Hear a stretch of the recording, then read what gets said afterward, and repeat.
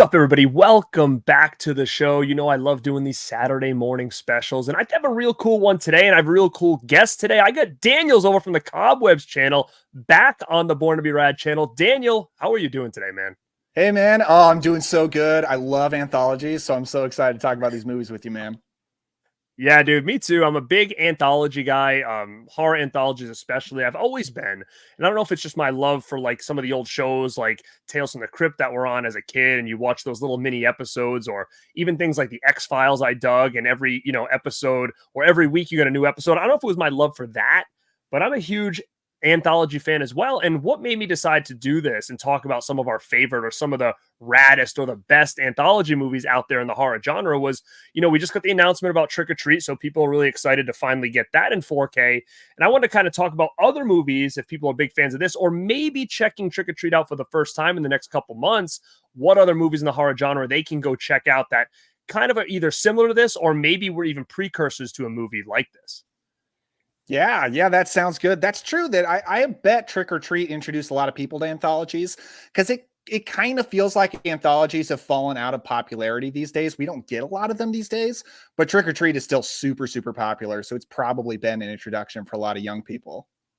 I totally agree. And, there's so many out there and there's so many to choose from, but we decided to grab 15 of what we consider some of our favorites, some of the best out there to introduce to people or talk about where people might be like, oh my God, I remember that movie. Because, you and I just discussing the ones we were going to talk about, it's even hard sometimes to really remember, like, okay, this story was from this one, this story was from that one, because there's so Yeah. many little stories that you're kind of confused on like where each one came. And that's what was hard about making this list. I was like, oh, I loved this story. Which movie did that come from? And it took me a second to kind of go backwards and find it. But, with that being said, and to kind of get this list going, because we do have 15, I'm sure there's a lot we want to talk about with each one. I've seen all of these on the list except for one. And I think you're kind of in the same boat, but a different one than I haven't seen. So hopefully between the two of us, we can kind of talk about a lot of these and bring up a lot of memories for people. But like you said, Trick or Treat for a lot of people nowadays is probably the anthology that they're used to, because it was a pretty big hit at first, and it's still a big hit. But not only that, I feel like it's gotten so much more mainstream with like places like Spirit Halloween for this movie, where I feel like it's almost got a new resurgence every single Halloween because of the Sam toys and all the different stuff they have going on at Spirit. And I'm just waiting and wondering, why haven't they dropped the sequel to this yet at this point? Like, what a better I know, time dude. than now, Yeah, it's crazy. I wasn't old enough for it in 2007, but I heard it barely got a theatrical release. Like they just kind of dumped it. But it is like the definition of a cult hit. It has got such a crazy new life. And yeah, like where it feels like maybe Michael Myers was the poster child for Halloween back in the day, I think it's Sam at this point. Like you just see him everywhere during October. It's pretty cool for a fan of the movie like me. Yeah, it is one of those things like you said. And not only, is he kind of the spokesperson for, the Halloween season, but I think also that character as well can almost relate more to kids than like a Michael Myers could. So like kids Yeah. will see the Sam and be like, what's that guy, And this movie, you're right. You're actually making me feel real old right now, because you're saying I was too young in 2007 when this came out. But I remember seeing this, and people in the chat let me know. I think we've talked about this before at some point, and I forget, but there was a trailer for this movie at the beginning of something that I saw in the theaters. And I can remember saying to whoever I was with at the time, like, oh my God, that looks phenomenal. Like that movie looks so great. It's got great atmosphere. It's an anthology. Like this movie, I cannot wait for. And then that time never came, where it was like supposed to come out that October. It never came out. Then I'm like, where did this thing go? And it kept getting pushed back and pushed back. It might have been around the time where, like, I don't know if like Saw was still taking over October at that point, or Paranormal Activity, or something was in its way where they kind of like, oh, we don't want it near this. And then it kind of lost distribution. It got kind of tossed around for a while. So when this thing was finally released on physical media, I think DVD and Blu-ray, I literally grabbed it day one and had like this big party at my house with friends that I'm like, this movie's finally available to watch. Let's bring everybody over and check this out for the first time. So it was a huge deal, at least for someone like me who was like at that point in time in the deep depths of the horror genre to know to grab this thing and that it was going to be something special. And I'm going to tell you, I absolutely loved this movie when I saw it for the first time, and I still like it. But I know we've talked about this. Is I feel like I don't know if it's one of those things where like when you like a band and they start getting way too popular, then you're like, everybody's listening to that. I don't know what it is, but I feel like I found each year that I watched this less and less than I did, when it did hit physical media up until now. But maybe it's one to come back and check out again this year, especially with the 4K and stuff coming out. And I know you said that you still absolutely love this movie. Is this a staple for you every Halloween still? Yeah, it's been a tradition for many years now that my wife and I watch it every Halloween night while we're giving out candy to trick-or-treaters. It's kind of perfect because it's got that atmosphere, but we've seen it so much we don't have to like pay close attention to it. So I guess I haven't watched it giving it my full attention in a little while. But yeah, I do love it. And this is one that, so my wife loves it, which is great. But one time I was over at my family's house with like my parents and my siblings, and I put this on because we're a big Halloween family and none of them had seen it. And I'm thinking they're going to love it. And they all hated it. And like by halfway through the movie, everyone had left the room. And I could never really get a straight answer as to why. And I'll still bring it up and they'll be like, oh, that movie's terrible. And I'm like, what are you talking about? This movie's so great. But yeah, I think this is one of those rare perfect anthologies. I think every segment is great. It doesn't have a weak point. But my favorite is the ghost kids from the school bus. Man, that segment is so cool. Mm-hmm. I do, I appreciate a lot of these anthologies do this where there's always like this wraparound story or something comes together at the end. A lot of these movies do this. Some don't, some do. But this one I thought did really well with that because a lot of these stories felt so different that when they all kind of, came around, towards the end, you're kind of like, oh, wow, like I didn't really see that angle coming. And again, it's a great movie. It really is. Like, it's just one of those things for me. Like I said, it just became less and less of like my Halloween ritual that it was years and years ago. But I definitely can understand the love for it because it is a real cool movie. It looks great. Like I said, the colors, it has the Halloween vibe. It's got cool characters in it. And I know that Michael Dougherty, right? He's the one responsible for that. And he's been promising, a part 2 for a long time. And I don't know what the problem is and why, we haven't pulled the trigger, because I do think at this point it would be a pretty big success. Oh, it would be a huge success. I don't know if he just can't think of any ideas for stories or what. I don't know what's going on. There have been a lot of Trick or Treat kind of copiers ever since this movie. So there are a lot of all takes place on Halloween night anthologies. So maybe he doesn't want to get lost in the shuffle of those. I don't know, but he should really do it. It would be awesome. Now, have you seen that one? It wasn't on our list, but I was going to bring up that Tales of Halloween that came out a couple of years later. It's actually pretty cool, but I think it was really inspired probably by the success of Trick or Treat. Sure. I brought it in case you asked for honorable mentions because I do love this one. It's a weird anthology that it's got like 8 stories. Like it's got a lot of stories, really short ones, which is kind of strange, but and it's uneven for sure, but there's some really good segments in here, and I do love the atmosphere. And if you were like really into independent horror between like, maybe 2012 to 2017, that kind of area, that was my prime time of being really into indie horror. You're just going to recognize so many people. There's so many familiar faces, which makes it fun. Yeah, there was a lot of movies that, and I wonder if Trick or Treat kind of set that path of like these holiday anthologies. Like I think there's another one called Holidays. Oh, talk about uneven, that movie. The Kevin Smith Halloween segment is one of the worst things I've ever seen in my life. It was like, they had different directors, and it was like they each did a different holiday or whatever. Like that was one, and then All Hallows Eve where like the introduction of like Art the Clown came from. Like there was so many of those coming out around that time. But I think what a better way to kind of start this show and talk about these was to start it off with Trick or Treat, because like you said, that's the one that most people are going to be familiar with. I think right now there's another big one on here that most people are going to remember. And I'll bring that one up now because for people that found Trick or Treat as like, wow, this anthology thing's pretty cool. People like me growing up, and maybe even you, like we found Creepshow. I mean, Creepshow was the one for me. And I'm going to lump the two together. Now, what do you got over there for yours? You got that nice Scream Factory box. I do. And then I've got this bummy RLJE for Creepshow too. I don't actually have the Arrow video. But yeah, there you Yeah, go. so they have the Arrow one for that. I grabbed these just off the desk just because it's a little bit different. So this was an Anchor Bay like Creepshow. It's got the old school artwork. It actually came with like a a crazy looking slip. So this was a kind of cool when it came out at the time. And then it had its counterpart, which was part 2, that had that same kind of Oh, that's artwork. cool. I haven't seen that. So yeah, so it's pretty cool. But yeah, man, like Creepshow for me was my introduction to anthology horror as a kid. And I saw part 1 and 2. I'm gonna say like it had to have been on TV for the first time, maybe around October.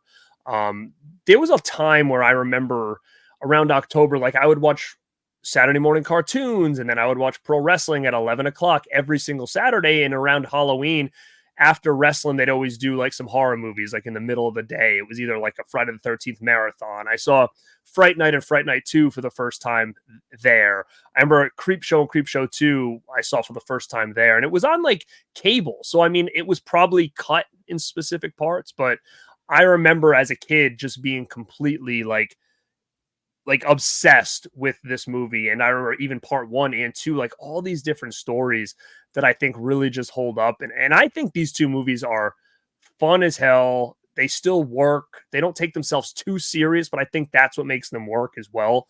Now I know there's always a people that are like, what do you like better, 1 or 2? I think, to be honest, they're pretty even keel to me. What do you think? Are you a big fan of both? Do you like one over the other when it comes to these movies? I'm a huge fan of the original. It's not a perfect anthology for me, mostly because I'm sorry to everybody, but I don't like the Jordy Verrill segment with Stephen King. Oh, you don't like Stephen King? I know, I'm terrible. Your shit. But I have so much affection for this movie. I wish I'd seen it when I was a kid, but my parents are kind of protective with R-rated movies, so it took me a while to catch up to a lot of R-rated stuff. But it is kind of a perfect R-rated horror movie for a kid. But I have so much affection for it. Creepshow 2, I actually just so I did a review for this on my channel recently, and I just filmed a review for Creepshow 2, though it's not out yet. And I don't think it's a big decrease in quality, but it is a big decrease in my affection for it. Like, I think it's pretty solid, but I don't feel like I really love it. I do think The Raft is really solid. I like The Hitchhiker. Old Chief Woodenhead doesn't totally work for me. And the wraparound, I despise, because it's like the ugliest animation I've ever seen in my life. Well, you don't like that old school cartoon? I hate it so much. Maybe because I grew up with 90s and 2000s cartoons. I don't know.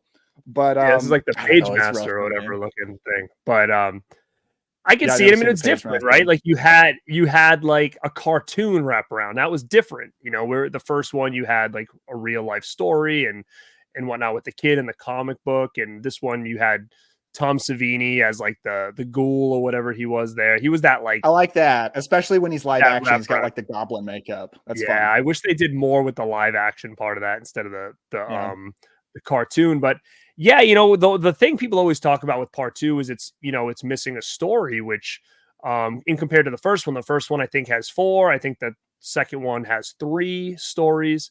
Am I right? Is it 3 or 4 and then 4 and 5? I forget. But Creepshow 2, Creepshow 1 is 5. This one is 4. Yeah, so there's a missing one.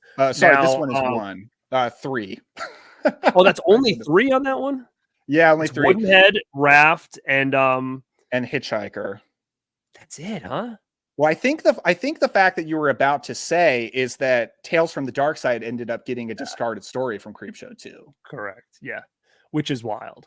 And everybody out there, if you haven't seen Creepshow 1 or 2, I couldn't recommend it enough. I think that they're complete staples in the horror genre. I mean, they're even at a point where I think if you have a kid that you want to introduce to some horror, like these are ones that I could say, are pretty good little gateway movies. I think these are just super fun. Like we talked about before, not many people hate them. I don't feel like you hear a lot of people talk negative about Creepshow. I don't know. Maybe you do, but I got a little bit in my comment section when I reviewed it. Did you really? I thought was weird. A little bit. Yeah. What was what would they just think it's silly? Like, do you know? I just got comments that are like, no, this movie's not good. And I'm like, what? What are you talking about? I don't know. I imagine it's probably people who were adults when it came out. So maybe it felt a little silly for them, or people Mhm. who are young now who are like, oh, this is, although I don't think I have a lot of people watching my channel who are like old movies are cheesy, because why would they watch my channel Right, otherwise? right. So it's probably Or maybe maybe people are too they mature that's for the it. style of movie they I don't really know. like, and this is just a little bit out of their realm, but, it's funny because when you look at the first one, especially, you see, like, some of these bigger name actors that were involved, like Ted Yeah, Danson had a dude. segment, like, Ed it's Harris. just yeah, it's wild to be like, "Oh, wow, these people, like, wanted to be in this movie," and to have, Stephen King and George Romero kinda tag teaming, like, it to me, that's just, like, an all-star team right there, and, Oh, for sure. I love these movies, but, I think this is another good segue as we get into the third movie here, is like we talked about, part two, I don't know if it was like a time thing. I'm not sure exactly what happened, but one of those lost stories, like we kind of briefed on, went to Tales from the Dark Side, which is another anthology that came out around this time. A little later, I think this was 1990. This came out. Okay, there you go. So there's the Scream Factory. Is that the 4K Blu-ray? Which one is that? I know they did No, both, right? just the Blu-ray. Blu-ray, I'm right? just a peasant Yeah. without the 4K. Hey, listen, that's the only one I have too. That's the only one I have still. But another cool movie, man. Another cool movie. Do you know which story it was, It was the or no? Black Cat. The Cat Okay. from Hell, I believe it's technically called. Now that's another thing too. When we talked about these things, is like so many of these stories I get confused. Like, brief me on it, because when I'm thinking about this, when you're talking about the Black Cat, I'm thinking to myself, like, wait, am I thinking of Two Evil Eyes? Like, what am I thinking about here? Because there was so many movies that had similar, like a Black Cat story, right? So which one was this one? Sure. This was one where an old man hires a hitman to come in his house and kill his cat, which the hitman thinks is like a joke. Like, oh, okay, you're going to pay me this big stack of cash to just kill a cat. Fine, I'll do it. But it turns out this cat is like a demon cat from hell, and he cannot kill it. It keeps attacking him, scratching him up. And this is the one that ends with an insanely epic gore effect where the cat goes into the guy's mouth and into his stomach. Yeah. That is a cool story, man. I It's mean, so I do good, think yeah. that would have really set, I think, Creepshow 2 over the top if they kept that in there. That was a cool ass story. But Tales from the Dark Side's funny because obviously people know the show. It was a big show back in the day. They made the movie, I guess, from the show, but I just feel like this one doesn't get talked about as much as like a Creepshow does or anything like that. And I always wonder why. And it technically, other people that kind of, know about this different things with the movie the short going into that one, is that a lot of people will look at that as the real Creepshow 3. Yeah. Which I think is cool because I do think it really works well there. The Creepshow 3 that we got is awful. It should never even been made. But this to me is always my Creepshow 3. And I will just say, I think this is my favorite horror anthology of all time. I adore this movie. I think it's perfect. But yeah, the first segment is technically based on an Arthur Conan Doyle story. And it's a mummy story. And like, man, we don't get a lot of good mummy horror like past the 1940s. So it's really, really cool to get a mummy story. And that's got Christian Slater in it. That's got Julianne Moore.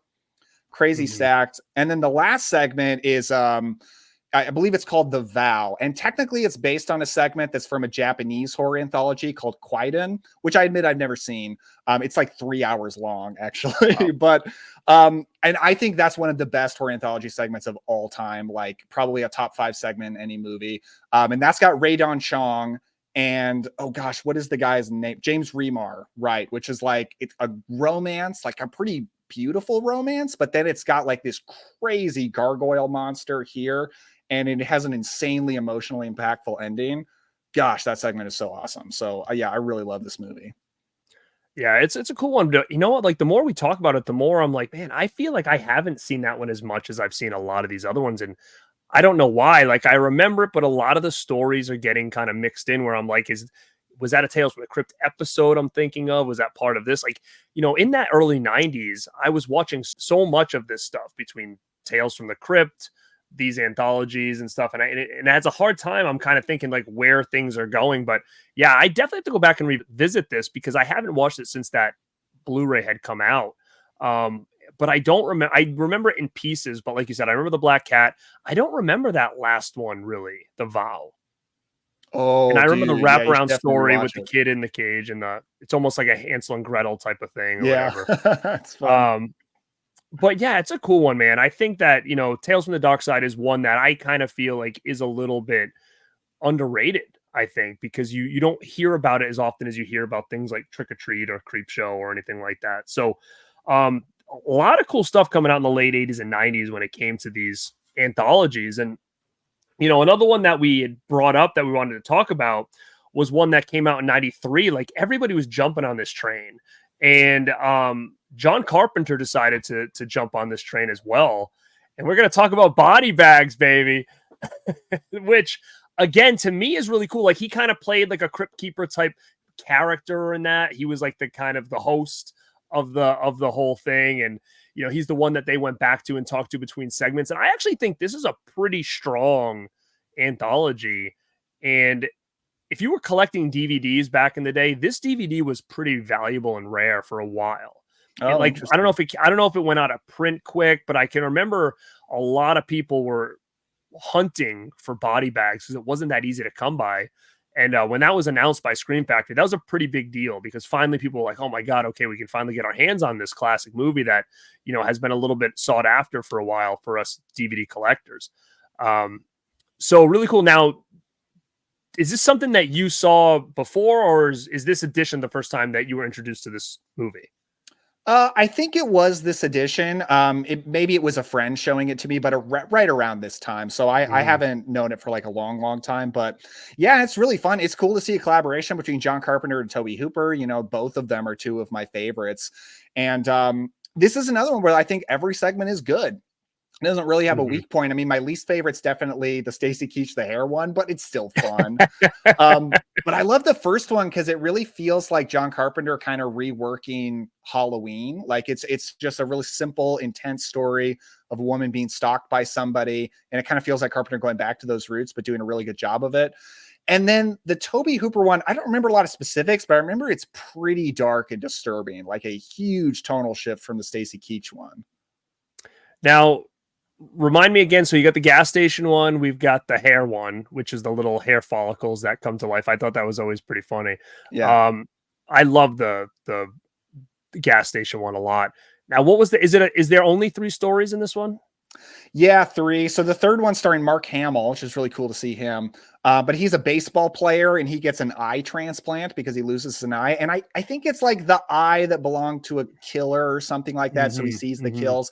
I think the VHS franchise has like a similar story to that too, which is interesting. But I remember, I think the things he sees like through that eye are really, really dark.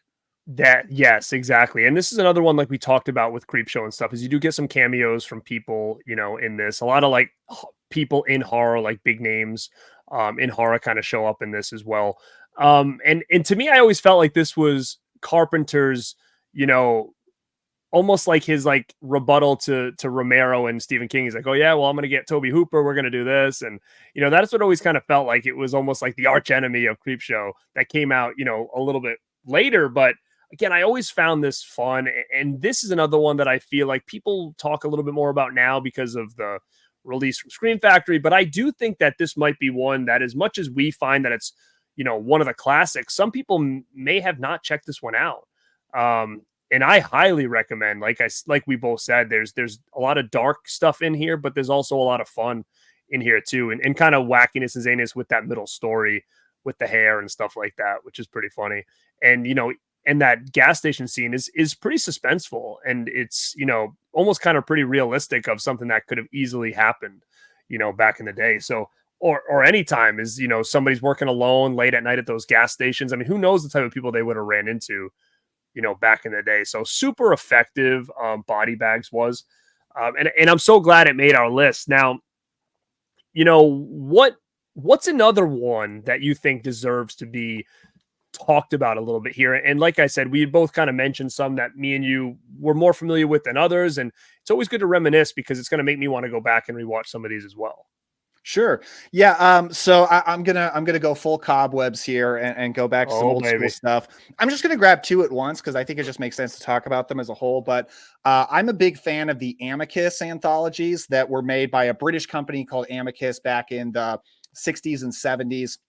They made a bunch of horror anthologies, and I've reviewed all of them on my channel. I really like them. My two favorites are one, The House That Dripped Blood, and then Tales from the Crypt. This Scream Factory is a double pack with Vault of Horror, which Vault of Horror is, I don't think is that great, but Tales from the Crypt is fantastic. So House That Dripped Blood, it's basically all takes place around this big house, and this inspector is coming to like investigate a disappearance, and he runs into like the realtor who like gives him the rundown of, oh, there have been all these horrible things that have happened in this house. So he tells him 4 different stories, and every story is really, really good. Like there's one with starring Christopher Lee where it's about like him hiring a nanny for his daughter, and it turns out like his daughter is into witchcraft and some spooky stuff happens. And there's one that's a really meta that's about an actor who plays vampires in a lot of vampire movies, and he buys an old cloak to wear in one of his movies, and it turns him actually into a vampire, and it's kind of a comedy segment, but it's got Peter Cushing in there too. You can actually see Peter Cushing's head on a platter right there. That's the classic poster art.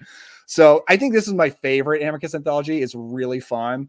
But then Tales from the Crypt is such a classic. I mean, if people know the TV show and they know the segment All Through the House with the killer Santa Claus, that's originally from this movie. It's starring Joan Collins, and it's really, really good, really dark, and kind of a proto slasher because it's 1972, but it kind of feels like Silent Night, Deadly Night way before Silent Night, Deadly Night. I totally agree. I mean, the House That Dripped Blood was the one that you brought up that I'm like, you know what? I know the cover, but I don't think I've ever seen that movie. And I looked it up because I didn't own it. I was shocked. And it's available still. Did Scream Factory put that? Who put that out? It's Scream Factory. I recently found out there's also a Chunky Box Second Sight edition back in the day. I imagine it's like vastly out of print by now, but yeah, you can still get it from Scream Factory. That's interesting. I'm surprised I don't have it somewhere, but I looked, I didn't see it, but I knew exactly what the cover was, but I had no recollection of it. So you definitely make me want to go and pick that one up for sure. But Tales from the Crypt is awesome, man. I mean, I'm so glad that's on the list. It needs to be on the list because again, everybody knows Tales from the Crypt, the show. I don't think a lot of people really, because a lot of people look at that and be like, oh, that's probably some old time thing. I just want to watch the show. That's a pretty effective anthology. I mean, not only the All Through the House segment one that they kind of basically modernized for the show, but I actually think that one is a creepier version of what we got, in the show, which I like both, but this one, just felt a lot more real. The other one was a little bit more, I don't want to say cartoonish, but like it was almost like that one, but I don't know if modernize is the word, but it just seemed like a little bit like the guy looked a lot crazier and wackier. This one just looked like an old man, like a crazy old man, like or whatever. Dead-eyed crazy old man. Yeah. Now, one of these segments I want to talk to you about, and I'm pretty sure it's Tales from the Crypt. It could be Vault of Horror, but I'm 99% sure it's Tales from the Crypt. And it stuck with me forever. Is that one segment where the woman had the wishes and the monkey's paw.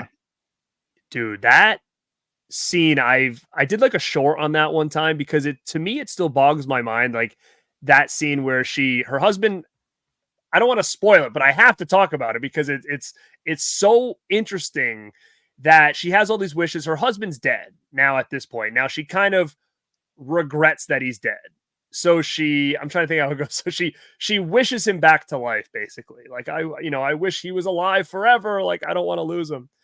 And then he becomes alive. But the problem is his friend walks. He's like, what did you do? She's like, I wished him alive. And the husband's in the coffin, like screaming, like bloody murder. And she's like, what is wrong with him? And he's like, he's been embalmed. So he's like alive, but like he's embalmed still. So like he's just in pain.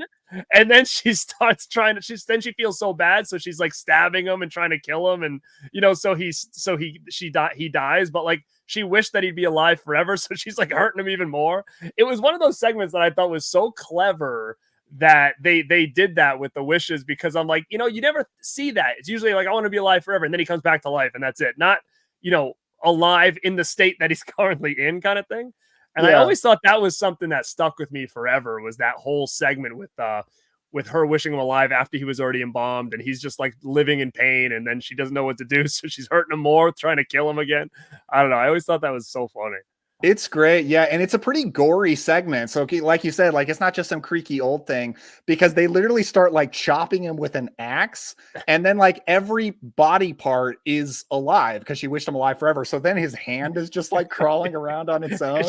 She's chopping his hand. He's like, ah, like it's like Yeah. he's like getting more hurt than he heard he was. Yeah. I love that, man. I think that whole movie, between just those two segments that we talked about, like, you guys, people watching this, if you haven't seen that, don't sleep on Tales from the Crypt. Because and a lot of times it gets put in with Vault of Horror on a lot of these double packs. And I know sometimes people might kind of just brush those aside, the random double pack of some old movies. I think that one is an all-time anthology classic. And I mean, definitely a precursor for a lot of things. I mean, including that TV show, no question. Yeah. Heck yeah, man. Glad we talked about it. Now, we had Tales from the Crypt. We had Tales from the Darkside, but then we had another one that kind of was from 1995 that, you see this a lot, especially in the 90s, where they take these, movies that are really popular and then almost kind of turn them a little more urban with Tales from the Hood, which I think was done so well. Hell yeah. For those movies. I'm a big fan of like those like urban horror movies from in the 90s and stuff where you see a lot of this stuff where in one end it kind of has a comedic element, but at the same time it's still super effective. And these stories are really, really cool. Favorite movie, Leprechaun Back to the Hood. See, right, like for sure. So Mel loves Leprechaun Back to the Hood. So they were taking a lot of these movies and putting them in these settings. But I think this one just really feels like it stands on its own. And I don't know what you have on there, but like even the poster art, the original OG poster art, I remember seeing that in the theater and being like, wow, what a cool looking poster. It's got a skull on it. It's a real rad image. Yeah, like look at how cool that is. The skull with the gold tooth and the sunglasses. Such a cool poster for this movie as well. And I love this movie. I think another one that I think a lot of people do like, but I also think it might be one that people would pass over because they probably think it's some kind of weird spoof on anthologies. And it's not. It's not a spoof. This thing takes itself very serious, with some of these stories. So there's the first one with the father. There's that one. Isn't that the guy from Star Trek: The Next Generation, Geordi? I think he plays. Yeah, it. David Alan Greer.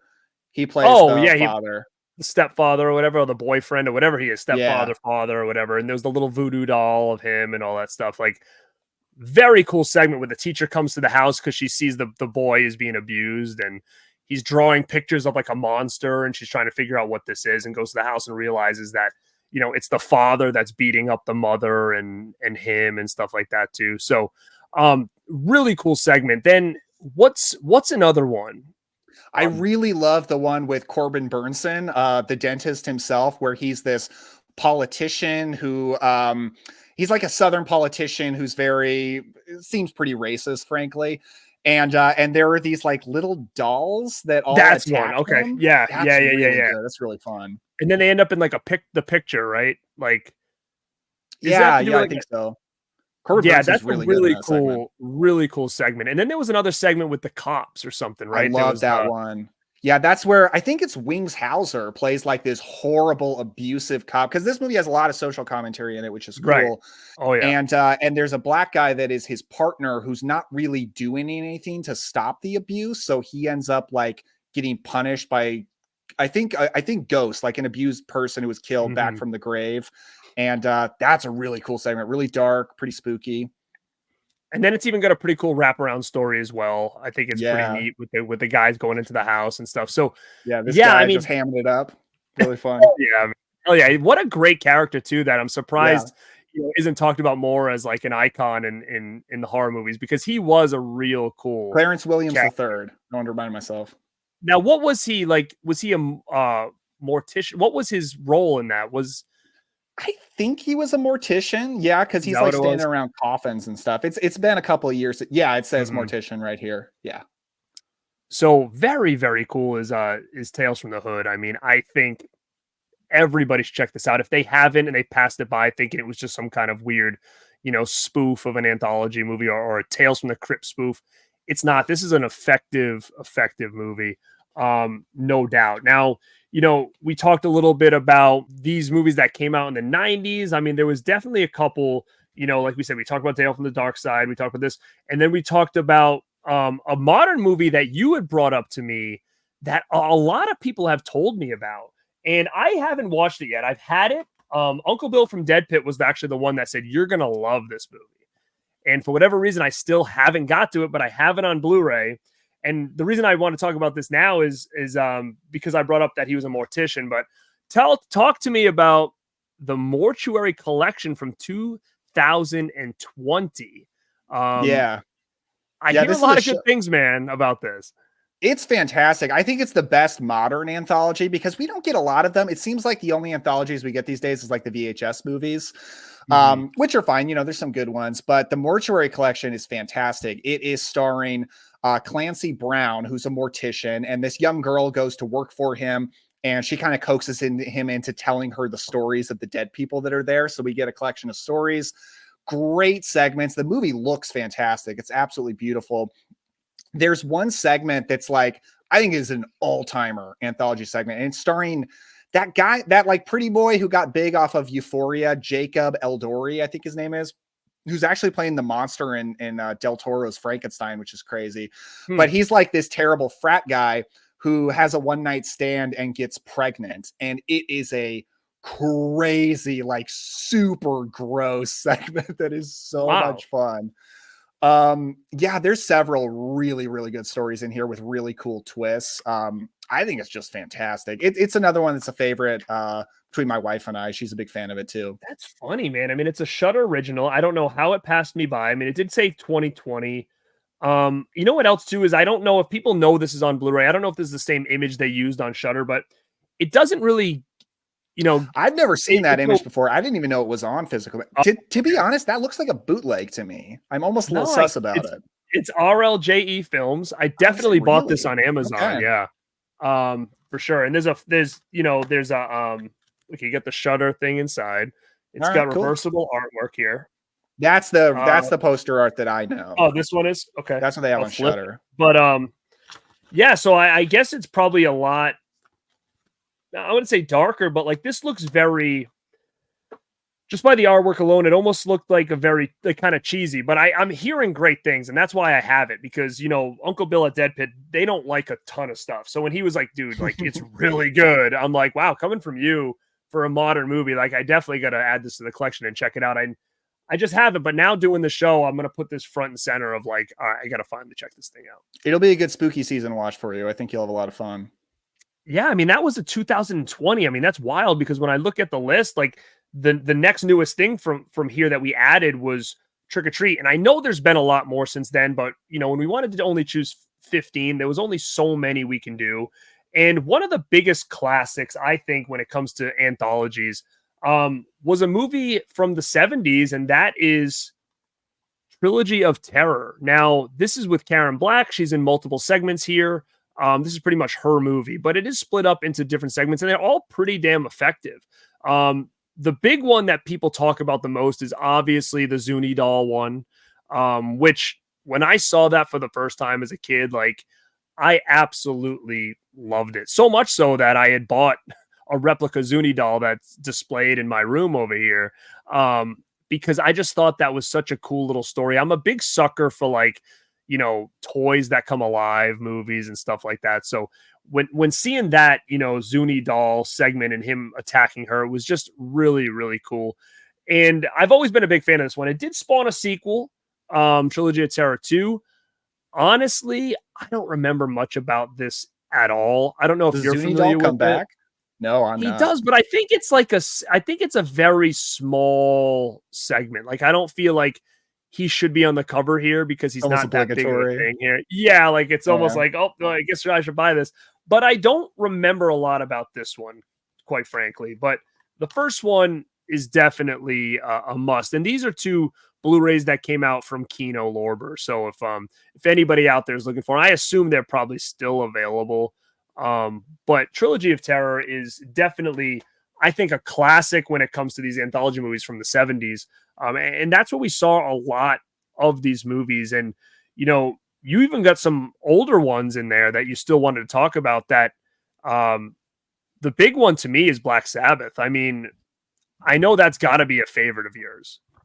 Yeah, I think it's my favorite Mario Bava movie because there's a lot of good things about Mario Bava. He makes beautiful movies, but a lot of his movies tend to be pretty slow.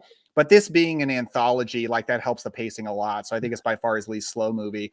I'm a big fan of it. It's a very gothic anthology hosted by Boris Karloff, and there's a vampire segment that's based on a Russian story about the Vordalak that he stars the Vordalak, the vampire.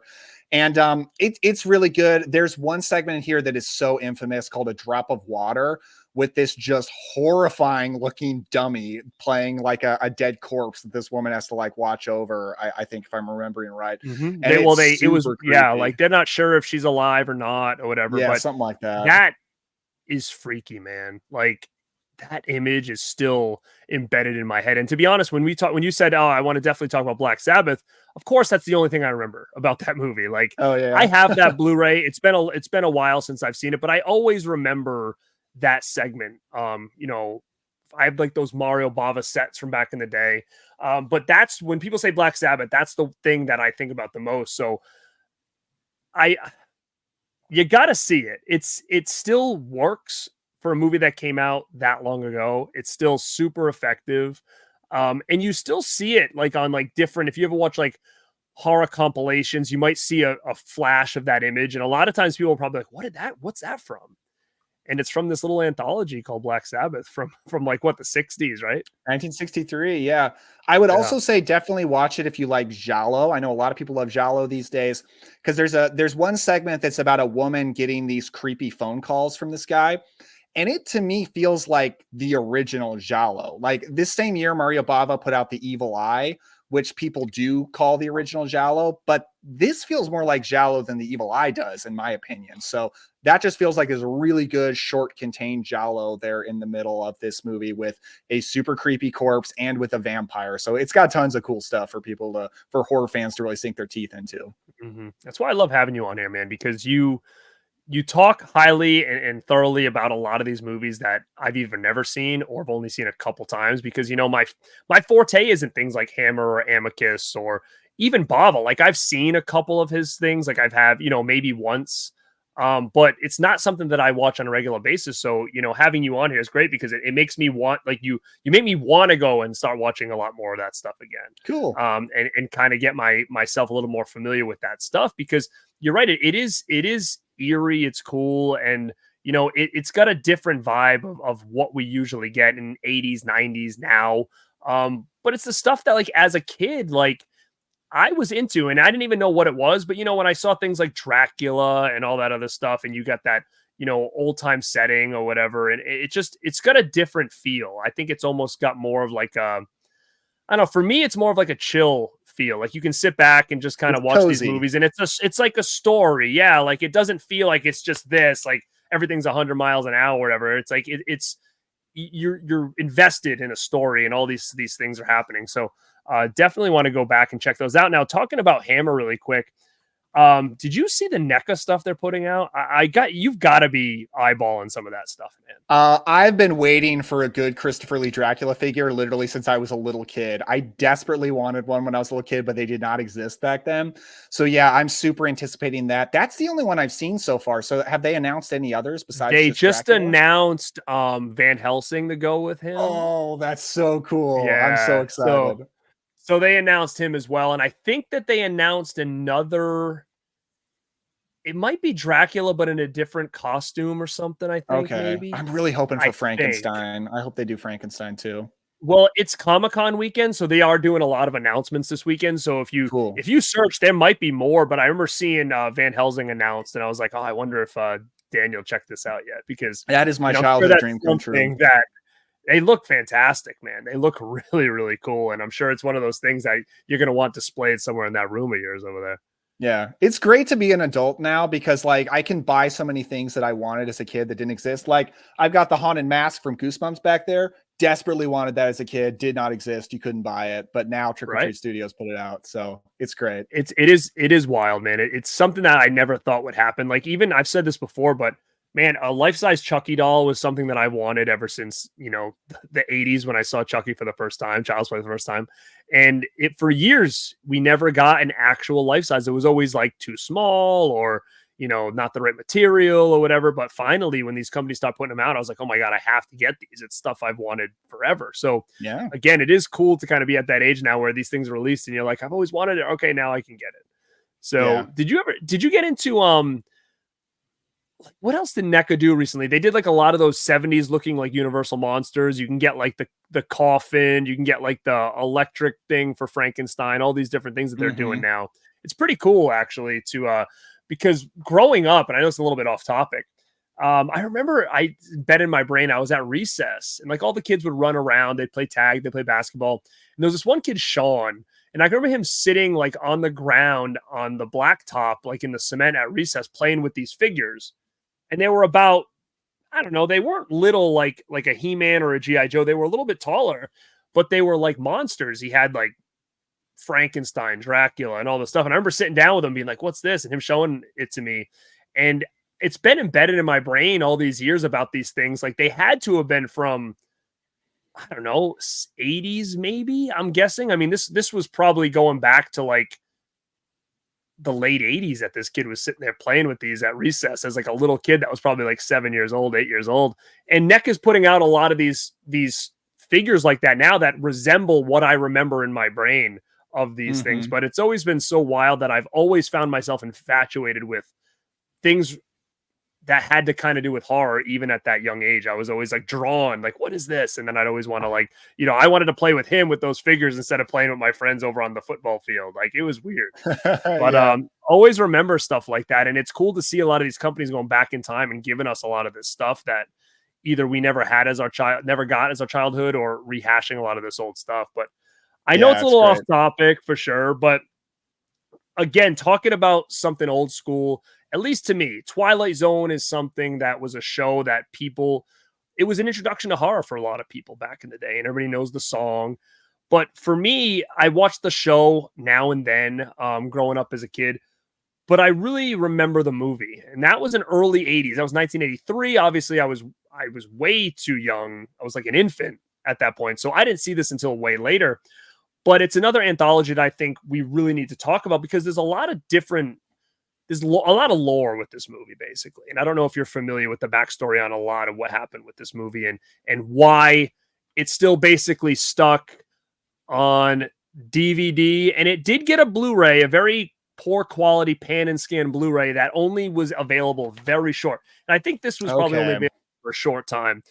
Very hard to find the Blu-ray. But this is the DVD that is still there, and it even says first time on DVD, so it really only had like this one release. And I don't know if what the problem is with this movie is the backstory about one of the segments on here, and I'm sure maybe you've heard of all that. That's mainly what I know about this movie. Yeah, it's the John Landis story, which is crazy because I didn't know about that story until like I'd already seen this like a boatload of times. Like I didn't really know about that story, and it was happening, he was on trial like when I was a little kid, but I never knew anything about it. But this is a real good movie. I mean, it's got a lot of big name actors in here. You've got a lot of big name directors that have segments in here. Spielberg did a segment in here. I mean, this is a real cool movie. And obviously the John Landis segment that everybody remembers is a real good segment, but it's crazy to think that it's still in here. It's not like they got rid of it. It's still here. They just had to splice it to make it work because the actor was killed making it. So they had to kind of splice this to give it an ending because the ending that they were going for, it never finished. And it is so I thought it was crazy. a stuntman that died. No, it was Vic Morrow was the actor. Oh, he died at 53 making of this movie. But who are his kids though? Yeah, his daughter was Jennifer Jason Leigh, the chick from like Fast Times at Ridgemont High, all that other stuff. Yeah, I love Jennifer Jason Leigh. Same. Ever since that movie, I followed her career pretty good. But yeah, Vic Morrow died making this, and it's crazy that you would think that segment was even allowed to still exist after that, like that they kept it in and just kind of finagled an ending. Like it's weird to me that wasn't just squashed and been like, dude, like we can't use this. And Mm-hmm. the footage is insane, dude. Like if you go on Shudder, you can watch a show called Cursed Films. And Oh basically yeah. it's a TV show where they show different movies that have these, curses in them, like Poltergeist, Exorcist. And this is one of the episodes, and they show the segment. And then if you go on YouTube, you can find a bigger segment of what happened here. It's completely insane that this was even allowed to happen with an actor, number one, and two kids that were basically kids that lived like locals that they wanted to use for this scene, like little kids. And he's running through the water holding these kids, and there's like fire behind him. He's trying to get out of this little town, and there's a helicopter up above, and the helicopter falls and it slices everybody in half with it's insane to think that this was even allowed to happen. It's crazy. That And like is. you basically can watch this on YouTube and you pretty much can see it all happen. And Oh my God. That it's is insane. horrible. And Yeah. obviously Landis was under a lot of shit for it, and he came out okay. He wasn't charged for anything, but it was a lot. You watch that happening, and even just watching it as a viewer, you're like, why would he ever allow this? It looked dangerous. Like the actor looked tired, the kids looked tired. It was just very, very poorly executed, where I think this could have easily been, ignored. Like it didn't need to be to that point. And yeah, to have considering like actors, Tom Cruise survives making Mission Impossible movies and Jackie Chan survives all the movies that he's made, like you should be able to do this stuff safely. yeah, it's crazy, man, and it's so sad, but it's a great segment regardless. There's another cool segment. It's similar to like Cocoon, where that's the Stephen King segment in here. There's a cool segment that there's like a little kid who's basically like the devil, and he's got this family under his control, and he meets a woman and brings her in. It's pretty cool. It's got a lot of like really cool practical effects and stuff in here, but I recommend if you can, I don't know where you can find this. Maybe that's probably why I've never seen it, I've been meaning to watch it for so long. I just keep forgetting. I did watch Twilight Zone as a kid, but I do want to catch up with this movie for sure. Didn't they also redo the William Shatner episode? The one with Terror? the thing on the wing or whatever. There's something on the wing. My dad's been quoting that to me my entire life. Yes, they did. Yeah. Yeah. I got to check it out. I don't know if it's on streaming, but yeah, I'm guessing its physical media status is probably why it hasn't crossed my path yet. I'm curious to see, is that DVD hard to get? I would imagine so. I mean, once stuff goes out of print, it becomes sought after usually. That's Twilight Zone. And again, like you said, when we did this and I brought this up and you're like, you're going to hate me, I never saw this. And it is crazy, but you're right. Like it's not one that people ever talk about because of, unfortunately, the incident, right? So it's kind of one of those movies that people just kind of shy away from. And I wonder if that is a reason why we haven't seen this upgraded, because it is such a cool movie, but it's got that kind of, bad omen about it. And a lot of people just don't ever talk about it, but I knew it had to make this list. And like you said, it is streaming on Tubi. So if anybody hasn't seen this movie, I highly recommend it. I think it's really cool. And that was an early 80s movie. Now, there's a couple more on the list that we want to talk about. I know you had brought a couple more to the table that I'm like, oh yeah, I have that. I've seen it, but it's been a while for me. So hopefully you can kind of touch base on some of this stuff, because I get this confused with other movies here.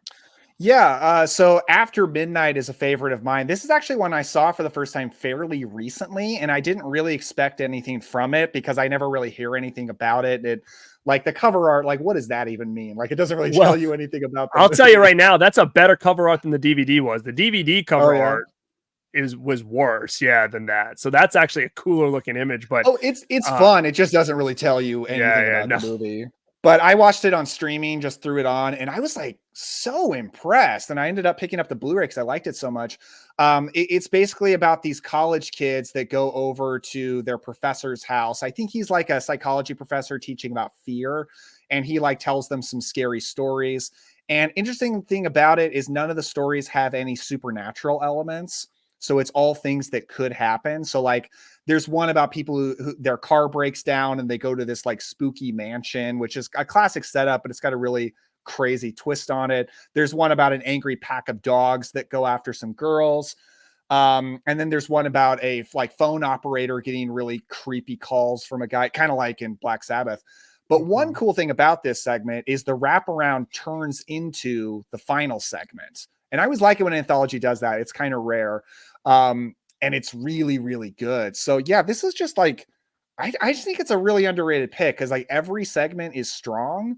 It's like technically well made, good actors. It's from 1989, so it's, you know, kind of prime time that horror fans generally like to watch movies from. So I highly recommend it for sure.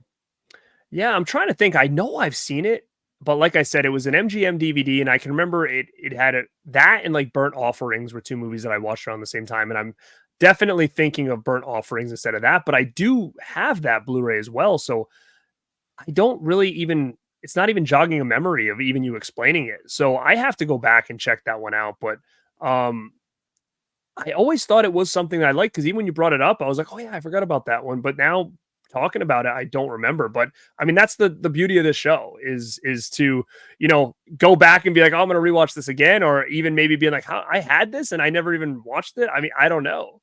Yeah. But After Midnight is definitely one that people know, but I don't think people ever talk about as well. And there's a couple more like that on this list. And one of the other ones from the 80s as well that I feel like doesn't get enough love at all is one called Nightmares. And that's another one that Scream Factory put out as well. Scream Factory put out a lot of the ones we're going to talk about today. Yeah, they've been good for anthologies for sure. And that was another DVD that was pretty sought after back in the day.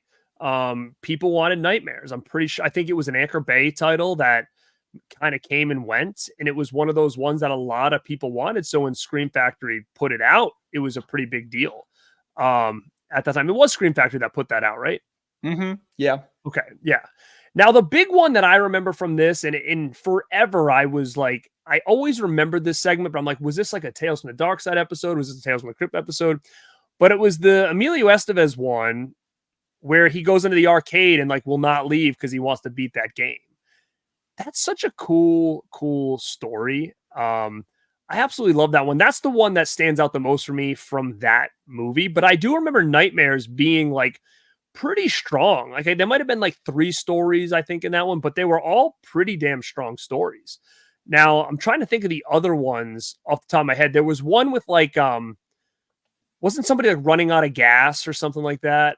Yeah, it's a woman who goes out for a pack of cigarettes and there's like an escaped madman on the loose. And I think the idea for this movie, which by the way, it was technically like supposed to be a pilot for a TV show, but the TV show never happened. So they just released it as a movie. I think the idea is all of the stories are supposed to center around some kind of urban legend. So that one is the urban legend of like you get into your car and there's going to be an escaped madman that's like in your back seat. So that's what that one goes off of. And that is a good one for sure. Very, very good vibe. Now, I don't remember off the top of my head what the other story is in that one, but I do remember the video game one. There's actually 4. So the third one is with Lance Henriksen, and he's a priest. And it's kind of like Duel, where there's like a truck that's after him. I remember it being kind of okay. The 4th segment is the reason that like I kind of have a bad memory about this movie, even though you're right, is pretty solid. But the 4th segment is about this family in a house, and there's like this giant rat in the house. But for almost the whole segment, they're obscuring, you can't see the rat. So it's kind of building up the anticipation.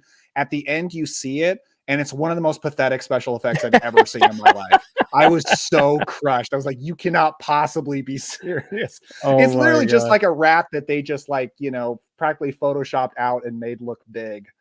And it's funny. Really bad. I remember it.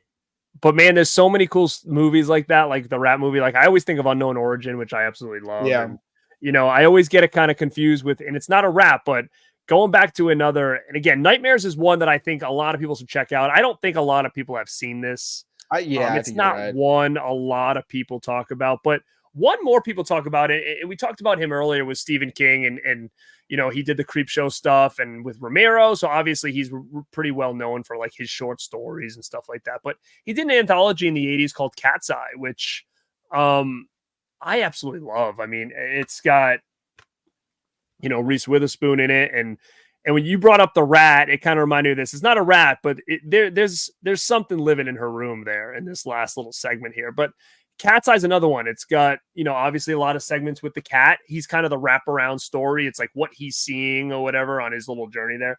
And very, very cool movie. And a lot of people love this movie.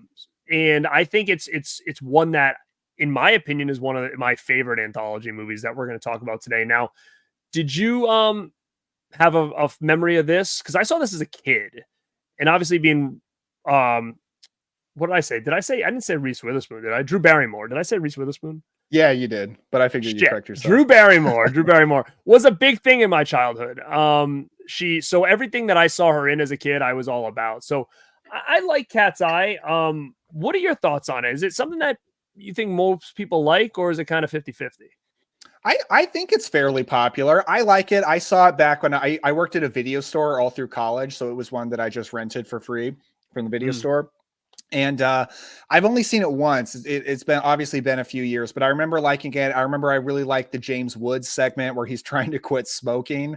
And I love that. Yeah, and he goes to that company that like tortures him, electric suits him and all that stuff. And they're threatening to like kill his wife and all that stuff. Yeah, that's a really cool segment. And I felt bad too because they threw that cat in the thing and they were like electrocuting it and it was like jumping all over the place. It was getting like sparked and stuff.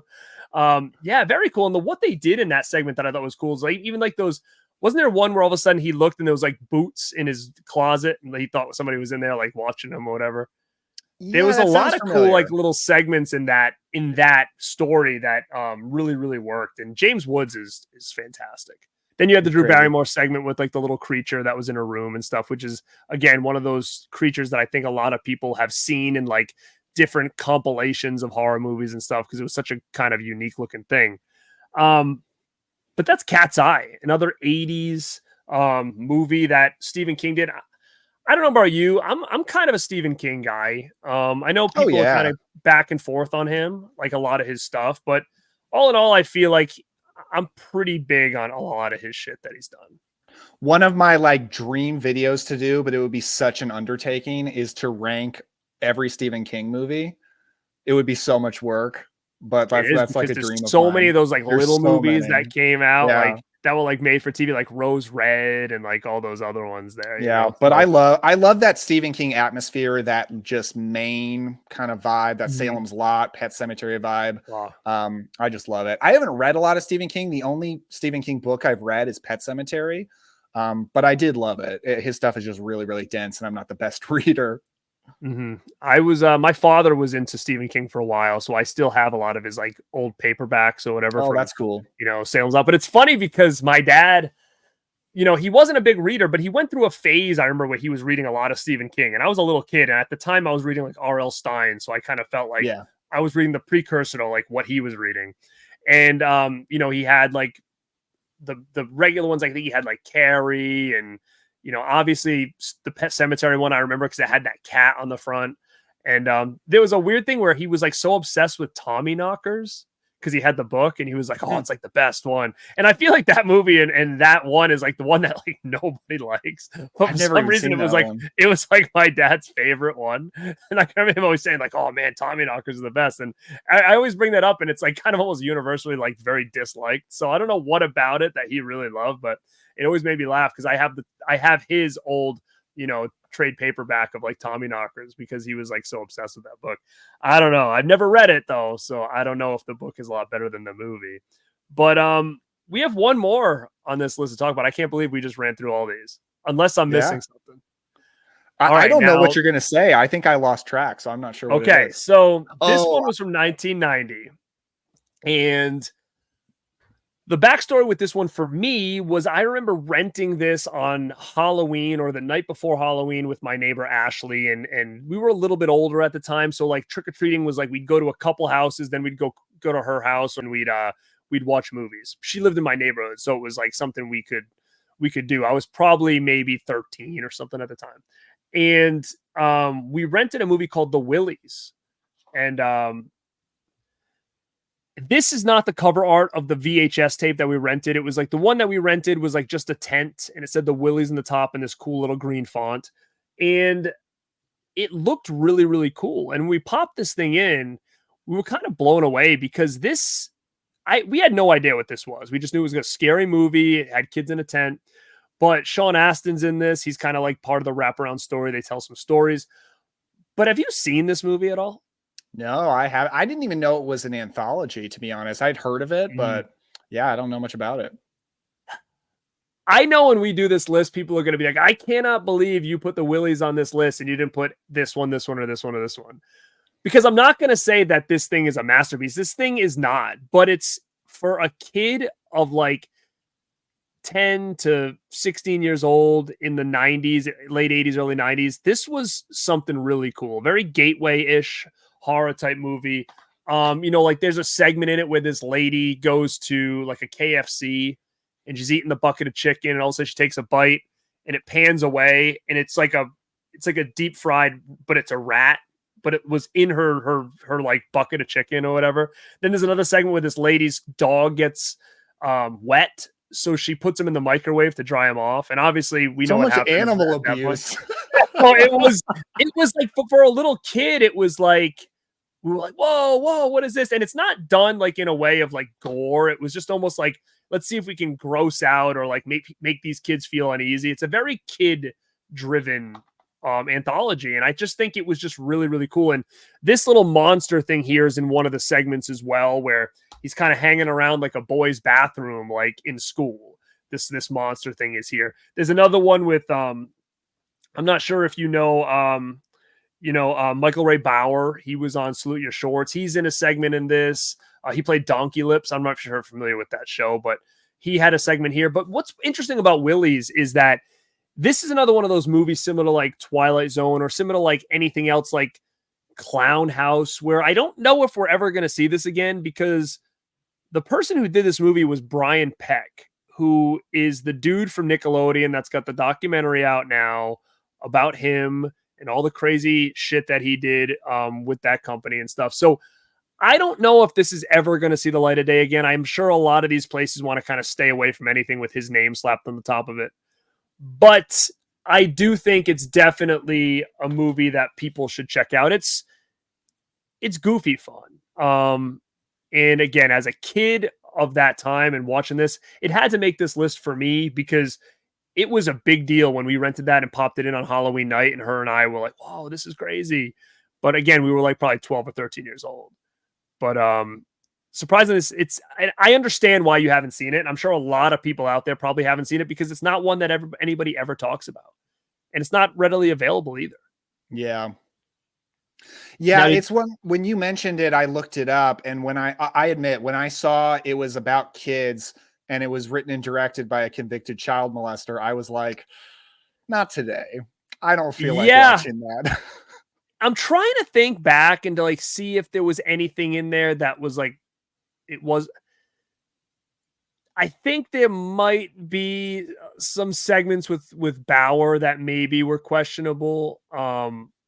Looking back on it, but I mean, nothing too crazy. There might have been a scene with him like in his underwear or something like that, hanging around or whatever. But again, yeah, it's just crazy. Like I didn't even realize that he did this movie until after that documentary came out. Like all this time, I had no idea. Like I think me and Christian did a full, and with Ken from Mid-Level Media, we did like a full retrospective on our love for the Willies a couple of years ago on Christian's channel. And then all of a sudden this came out, and then like put two and two together, and you're like, oh shoot, like I didn't even realize that he was involved in this. Right. So, but again, besides that, I do think it's it's a movie that I feel like, and it could be just me because it happened on Halloween. It's a cool little Halloween watch. But again, now that I know who directed it, like I might look at it from a different lens now. Maybe I'll pick up on some stuff that I never thought were a big deal back in the day. You know, next time I watch it and be like, oh yeah, that's a little bit weird. That's a little bit weird. Yeah. But it is different for you though, because you fell in love with the movie before knowing that. But for me, like it's the same reason I've still never seen Jeepers Creepers, because like I always knew about the Victor Salva stuff, and I just never wanted to watch anything from that. So you've never seen you've never seen the first one? No, I think it's a movie I would like. I just don't want to watch a Victor Salva movie, at least not at this point. I'm not a big Jeepers Creepers fan. I can respect the first one for being a little bit different, even though now it comes out and said, oh, by the way, that whole first segment was ripped off completely from Unsolved Mysteries. Like there's a whole Unsolved Mysteries episode that basically is like shot for shot, like the first 10 minutes of that movie, I guess. So, but there are a lot of people that are like head over heels about Jeepers Creepers. I never was one of those people. I don't know if it was like my age when that came out. I was a little bit older than a lot of people that really like it. So, I didn't care for the second one. And then after the part 2 and after the Salva stuff, I just never watched any of the other ones. And I think that the 3 and 4 were complete dog shit anyways. Everybody hates them, it seems like. And they're still trying to like bring this character back. I'm like, why? Just leave it alone now. Yeah, like, it's kind of weird. Right? They're still fighting like, oh, we want more. And I'm like, I'm good with that one. I think the first one's a pretty okay movie. Second one's not that great. And then I assume the rest are junk, but I haven't checked them out. But I get it, right? From someone like you who's looking back, and it's not necessarily a person's library you have any interest in checking out at this point. Yeah, pretty much. And especially with all this other shit that's out there, there's plenty of stuff to watch. Oh boy, is there. My watch list is always way too long. I'm like, there's not enough time. No, 100%. But man, I mean, this kind of flew by. We just talked about 15 horror anthologies and what we can remember from them. Because again, some of these ones are the ones that we watch a lot. Some we haven't seen a lot in our lives. I mean, but I definitely want to go back and rewatch some of these ones, especially the ones that you brought up that I'm like, you know what? I haven't seen that in a while. And that's what I'm hoping that people who check this out get the same feeling for us. Like, you know what? I haven't seen that, or I haven't seen that in a while, and I'm going to go revisit it. That's what I'm hoping here, because again, we talked about Trick or Treat coming out in 4K. If you like Trick or Treat, I think you're going to like probably these movies we talked about here. Absolutely, man. Yeah. And I think anthologies are so good for the spooky season, and we're like right at that beginning point. So it's a great time to watch these movies for sure. Start prepping now. So you start getting your Amazon carts filled up with some of these movies, start off your to-be list or whatever, but get them ready for Halloween season. Because I totally agree. I think that fall season and anthologies just go really, really good together. So what a good time to kind of get people to start lining up their fall, watch list here. Yeah, for sure, man. But man, thank you so much for coming back on the channel. We've done a show before here on the channel. You guys can go check it out. He was one of my guests on Rad Company. And man, he's killing it over on his channel, man. If you guys aren't following the Cobwebs channel, you got to. Especially if you're watching like my stuff or, I think anybody's stuff. Because like I said before, you're talking about that, but you're talking about a whole different area of the horror genre that a lot of us, I think, that are doing this stuff, that are talking about this stuff, just aren't doing. And maybe aren't familiar with. And I feel like when I watch a lot of your stuff, I'm learning a lot of things that I want to get a little bit more familiar with, because you just do such a good job, like hyping them up, which makes me more like, oh man, like it sounds so good. I got to get on that. What have I been thinking this whole time? So what do you got coming up, man? Let everybody know, where they can find you, what you got coming up in your channel. I know there's always different things you're working on over there. Yeah, so people might have watched the top 10 underrated creature features video that you were in. I've got another video like that incorporating other YouTubers, but it's for underrated werewolf movies. So that's going to be coming out soon. I've got a Creepshow 2 review coming out soon, because my reviews that do the best seem to be the anthology reviews. So I really enjoy doing them. So I'm just going to keep reviewing anthology movies. So Creepshow 2 is coming out soon. And then I also always rank my whole watch list every month. So I've got my July watch list video coming out soon as well. So yeah, lots of fun stuff. I got a lot of stuff planned for the Halloween season. So check it out. I know, don't we all? It's coming, man. It's coming quick. And that means we got a lot of content to do, because everybody gets super excited about horror type stuff, spooky stuff around this Halloween season. But guys, check out Daniel over at the Cobwebs channel. And Daniel, thank you again for joining me on this special. I hope you guys get a lot out of this, and definitely leave in the comments down below the ones that we talked about that maybe you haven't seen, the ones that you love, or maybe some that just didn't make our list. Maybe we've seen them and they were just too many to talk about, or maybe they kind of passed us by. But I'd love to know down below any of that stuff that you guys want to tell me about. And like I said, if you like this kind of stuff, also let me know down below, because there are a lot more people I want to get on here to do kind of these Saturday morning specials. I feel like people like to wake up and just hang out for an hour and listen to us jabber about some stuff and whatnot. So Daniel, thank you again. And guys, thank you for checking this out. This is Garrett at Born to Be Rad. And like always, stay